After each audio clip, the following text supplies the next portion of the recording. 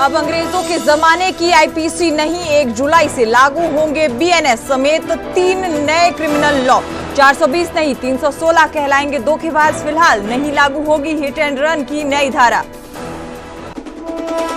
हरियाणा में एक साथ लोकसभा चुनाव लड़ेंगे कांग्रेस और आप। गठबंधन में आम आदमी पार्टी को मिली कुरुक्षेत्र सीट। दिल्ली, गुजरात, चंडीगढ़ और गोवा में भी सीट शेयरिंग। रोहतक में भर्ती किसान प्रीतपाल को चंडीगढ़ पीजीआई किया गया रेफर। पंजाब सरकार ने हरियाणा को लिखा था खत। कल हाईकोर्ट में मामले में वारंट ऑफिसर किया था नियुक्त। करनाल को सीएम मनोहर लाल ने दी करोड़ों की सौगात। 5 परियोजनाओं का किया शुभारंभ। कल्पना चावला मेडिकल कॉलेज में फेज 2 का काम शुरू।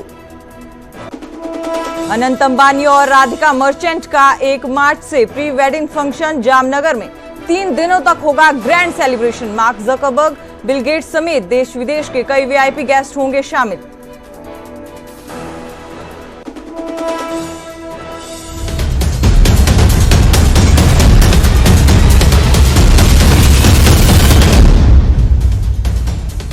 नमस्कार, न्यूज 18 पंजाब हरियाणा में आप सभी का स्वागत है। मैं हूं सुजाता कंवर और बुलेटिन की शुरुआत करेंगे बड़ी खबर के साथ। आपको बताएं कि दिल्ली के बॉर्डर अब खुलने लगे हैं।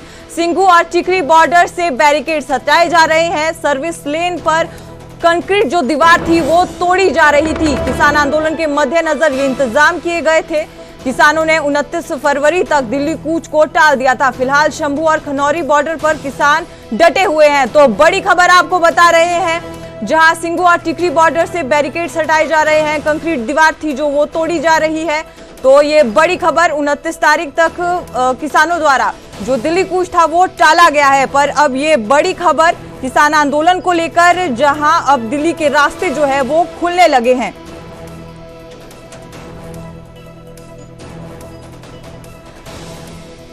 इस खबर पर ज्यादा जानकारी देने के लिए सोनीपत से हमारे संवाददाता नितिन अंतिल हमारे साथ जुड़ गए हैं। नितिन, क्या कुछ जानकारी है आपके पास, विस्तार में बताएं। जी बिल्कुल सुजाता, जिस तरह से किसानों ने अपनी लंबित मांगों को लेकर जो किसान आंदोलन में रही थी, सबसे बड़ी मांग एमएसपी, किसान कर्जा माफी को लेकर जो किसान दिल्ली कूच का आह्वान किया था, जिसके चलते दिल्ली पुलिस ने जो है हम कहेंगे 5 से 6 लेयर की हैवी बैरिकेडिंग की थी, जिसमें कंक्रीट की दीवारें तक नेशनल हाईवे 44 कुंडली सिंघू बॉर्डर पर बनाई गई थी। लेकिन अब सर्विस लाइन है उसको खोलने का कार्य सिंघू बॉर्डर पर शुरू हो गया है।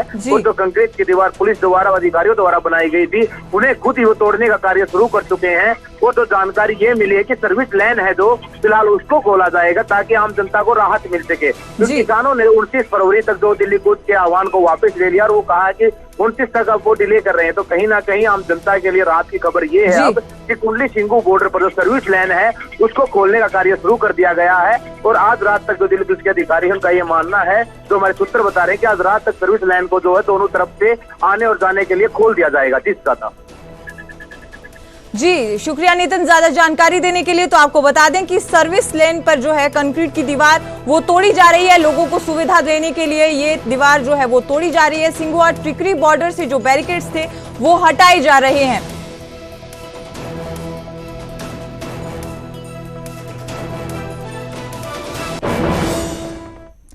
और अब रुख करेंगे दूसरी बड़ी खबर का। आपको बता दें कि हरियाणा में जो इंटरनेट की पाबंदी थी वो बढ़ाई गई है। 7 जिलों में इंटरनेट बैन बढ़ाया गया है। और आपको बता दें कि 7 जिलों में ही इंटरनेट लगाया गया था। 24 फरवरी रात 12 बजे तक पाबंदी को बढ़ाया गया है। अंबाला, कुरुक्षेत्र, कैथल, जींद में अब इंटरनेट जो है वो बंद रहेगा। हिसार, फतेहाबाद और सिरसा में भी इंटरनेट बंद रहेगा। तो आपको बता दें कि 7 जिलों में जो इंटरनेट बैन का जो फैसला लिया गया था उसे बढ़ाया गया है। 24 फरवरी रात 12 बजे तक पाबंदी को बढ़ाया गया है। अंबाला, कुरुक्षेत्र, कैथल, जींद में इंटरनेट बंद रहेगा। इसी के साथ साथ हिसार, फतेहाबाद और सिरसा में भी इंटरनेट बंद रहेगा। लोगों की मुश्किलें इससे जरूर बढ़ी थी। किसान आंदोलन को देखते हुए ये फैसला लिया गया था ताकि किसी भी तरह की अफवाह जो है वो सोशल मीडिया के जरिए ना फैले। और अब 7 जिलों में जो इंटरनेट था उसे बढ़ाया गया है।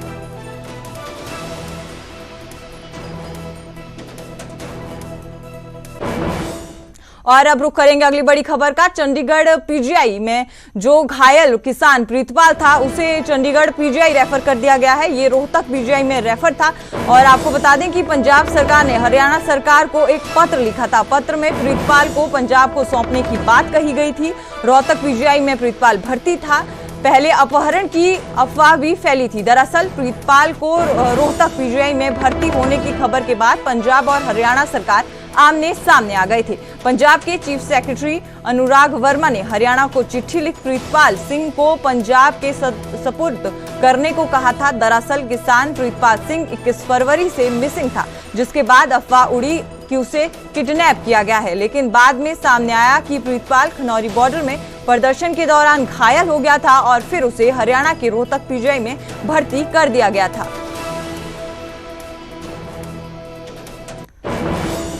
और अब लोकसभा चुनावों को लेकर बड़ी खबर। हरियाणा में आप और कांग्रेस का गठबंधन हो चुका है। कुरुक्षेत्र की सीट पर आम आदमी पार्टी अपना उम्मीदवार उतारेगी। आपको बताएं कि हरियाणा में कांग्रेस 9 और 1 सीट पर आम आदमी पार्टी चुनाव लड़ेगी। आप और कांग्रेस में सीट शेयरिंग को लेकर सहमति बनी है। लोकसभा चुनाव के लिए 4 राज्यों और चंडीगढ़ में सीट शेयरिंग फॉर्मूला जो है वो तय हो गया है। गठबंधन में चंडीगढ़ की सीट भी कांग्रेस के खाते में आई है। दिल्ली में आम आदमी पार्टी 4 सीटों पर और कांग्रेस 3 सीटों पर चुनाव लड़ेगी। गुजरात में कांग्रेस 24 और आम आदमी पार्टी 2 सीटों पर चुनाव लड़ेगी। को लेकर लंबी चर्चा हुई, लेकिन आखिरी में यह तय किया गया कि चंडीगढ़ में भारतीय राष्ट्रीय कांग्रेस के प्रत्याशी चुनाव लड़ेंगे। गोवा में भी, खास करके दक्षिण गोवा में विस्तार से चर्चा हुई, लेकिन फिर यह तय किया गया कि गोवा की दोनों सीटें ये भारतीय राष्ट्रीय कांग्रेस पार्टी लड़ेंगी। तो संक्षेप में ये सीटों को लेकर ये जानकारी आपके समक्ष रखनी थी। दिल्ली लोकसभा में 7 सीटें हैं। आम आदमी पार्टी 4 पे लड़ेगी। कांग्रेस पार्टी 3 सीटों पर दिल्ली में चुनाव लड़ेगी। गुजरात में 26 लोकसभा सीटें हैं। 24 पर कांग्रेस लड़ेगी। 2 सीटों पर आम आदमी पार्टी के प्रत्याशी रहेंगे। हरियाणा में 10 लोकसभा सीटों में से 9 सीटों पर भारतीय राष्ट्रीय कांग्रेस लड़ेगी। पंजाब में दोनों पार्टियों ने म्यूचुअली ये तय किया है कि अलग अलग चुनाव लड़ेंगे। पंजाब में आप लोग एक दूसरे के खिलाफ लड़ेंगे और बाकी जगह मिलजुल लड़ेंगे, तो पब्लिक कंफ्यूजन की हो जाएगी, तो आप लोग एक ही हैं। नहीं, जनता बहुत समझदार है, जनता सब समझदार है। फैसल अहमद पटेल ने ट्वीट किया था कि वहीं दूसरी ओर पूर्व सीएम भूपेंद्र सिंह हुड्डा का कहना है कि गठबंधन में अभी कई चीजें देखनी होगी। हुड्डा ने कहा कि वो खुद कुरुक्षेत्र में आम आदमी पार्टी के उम्मीदवार के लिए प्रचार करेंगे। उधर आपका दावा है कि वो इस सीट पर जीत हासिल करेंगे।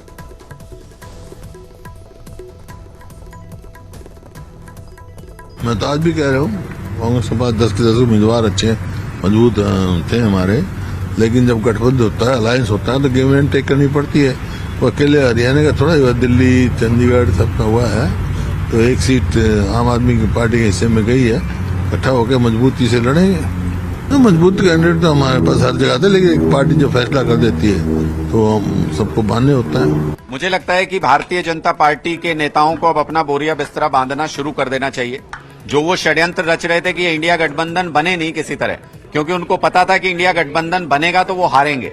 अब ये इंडिया गठबंधन मूर्त रूप में आ चुका है। सीटों का अनाउंसमेंट हो चुका है, कौन सी पार्टी किस सीट पर चुनाव लड़ेगी। हरियाणा के अंदर मैंने पहले भी कहा है, इंडिया गठबंधन के अंदर वो क्षमता है कि वो भारतीय जनता पार्टी को 10 की 10 सीटों पर हरा सकता है। मजबूती से चुनाव लड़ेंगे और भारतीय जनता पार्टी का बोरिया बिस्तरा समेट के हरियाणा से रवानगी। लोकसभा चुनाव को लेकर जननायक जनता पार्टी ने कमर कस ली है। इस कड़ी में जेजेपी ने अहम बैठक कर चुनावी मिशन को लेकर रणनीति बनाई।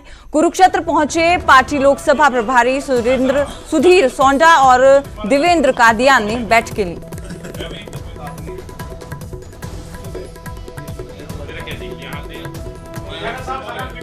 संगठन है उसको और मजबूत किया जाए, उसके बारे में विस्तार से चर्चा हुई और हमारे लगभग 16 प्रकोष्ठ हैं और उनका कार्य लगभग 80% पूरा हो चुका। बूथ स्तर पर मेंबरशिप के बारे में चर्चा हुई, वो काम लगभग पूरा हो चुका है। ये प्रत्येक पार्टी अपना संगठन मजबूत करने के लिए कार्य करती है और हमने 10 की 10 लोकसभा जो हमारे क्षेत्र हैं उनके ऊपर नाम मांगे हैं और हमारी 10 की 10। और करनाल को सीएम मनोहर लाल ने सौगात दी है। कल्पना चावला मेडिकल कॉलेज में फेज 2 का काम शुरू होगा। पंडित दीनदयाल उपाध्याय यूनिवर्सिटी को भी सौगात दी गई है। यूनिवर्सिटी में 33 करोड़ की लागत से एक प्राइवेट वार्ड बनेगा। खानपुर मेडिकल कॉलेज में भी तीसरे फेज का काम शुरू होगा। रोहतक पीजीआई के लिए भी प्राइवेट वार्ड की शुरुआत होगी। सीएम ने सफीदों में सरकारी नर्सिंग कॉलेज की भी नींव रखी। करनाल को सीएम मनोहर लाल ने करोड़ों की सौगात दी है और 5 परियोजनाओं का शिलान्यास किया है।